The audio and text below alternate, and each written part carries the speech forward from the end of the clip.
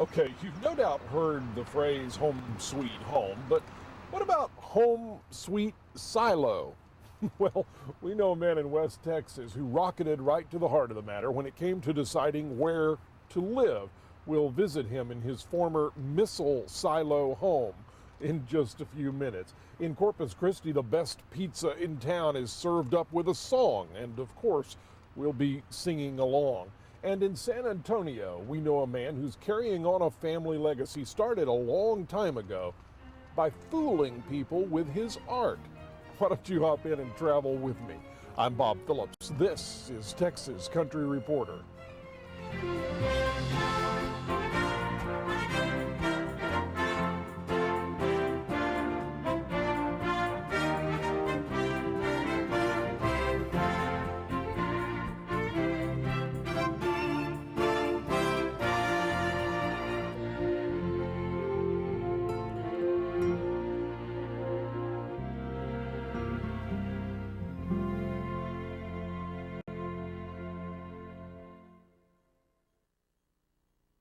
Texas Country Reporter, brought to you by First Ag Credit. We're first in the field.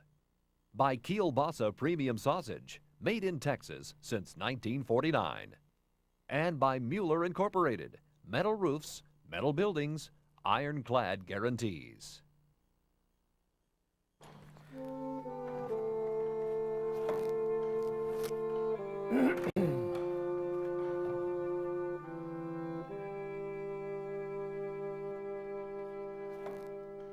Like anybody who owns a home, especially if it's an older home, there's lots of repairs that have to be made, and it seems like the chores never end.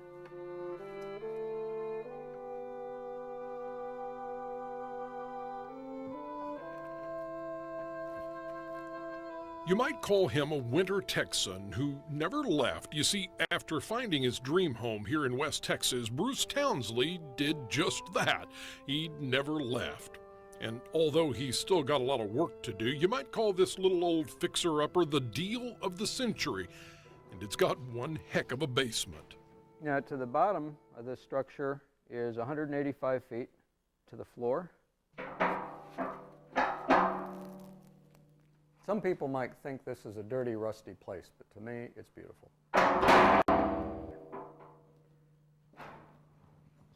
I had done some remodeling in the past and simply gotten bored because it's pretty much the same old thing when you're working with a wood frame house. This seemed like it offered some challenge. I think you're crazy. My father said that.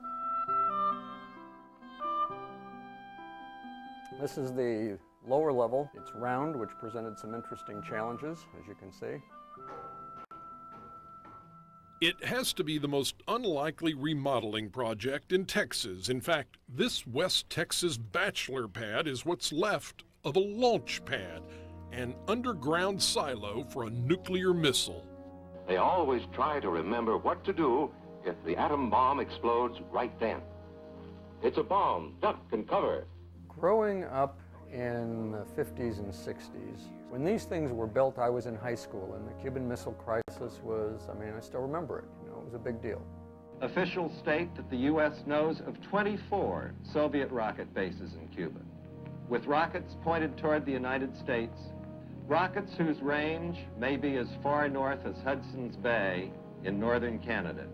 It was a terrifying chapter in history, the Cold War nuclear face-off with the former Soviet Union.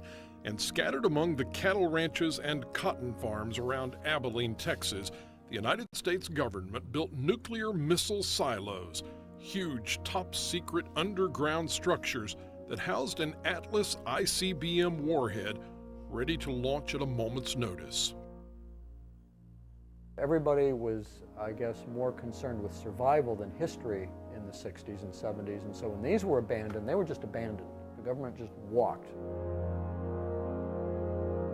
The Launch Control Center is now Bruce Townsley's home sweet home. This is the upper level of the Launch Control Center, which was the personnel quarters for the whole missile complex. And this is where the crew had their kitchen, their bathroom, and their sleeping areas, although they did not do much sleeping from what I understand. Kitchen is below what is going to be a skylight, which is the escape shaft currently. The concrete pillar in the middle of the structure supports the roof. The roof is 3 feet thick. The pillar is 8 feet thick at the top, 4 feet in diameter for the main column. And it was designed to withstand a direct nuclear blast. First time I visited here was in April of '97, and it was cold and rainy. It was extremely dark. We just had flashlights, and it was the most surreal thing I've ever experienced in my life.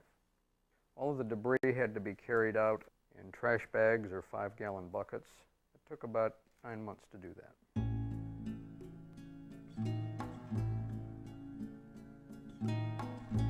During that whole era, the Soviets were watching what we did very carefully. They knew where these silos were, just as we knew where most of theirs were. So it's kind of interesting to think back and think that maybe you're sitting under a bullseye that a foreign government might have once had. The missileers that lived here and worked here, I asked one of them, I said, well, after you launch the missile, what do? What happens?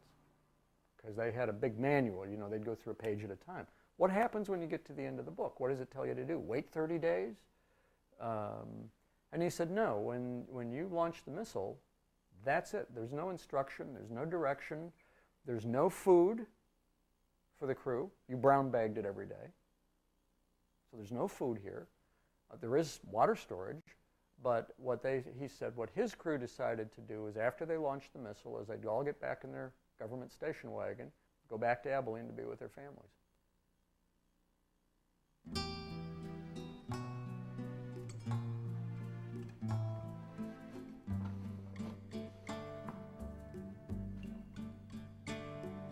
In a remote West Texas pasture, the fate of the world once hung in the balance. Bruce Townsley is now the caretaker of the Cold War's biggest artifact.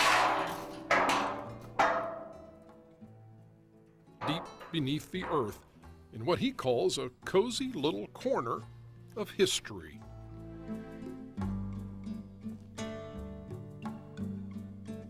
One of the main reasons I bought this place is to have something to do for the rest of my life. This was a place where I thought, I'm never going to be finished with what I want to do.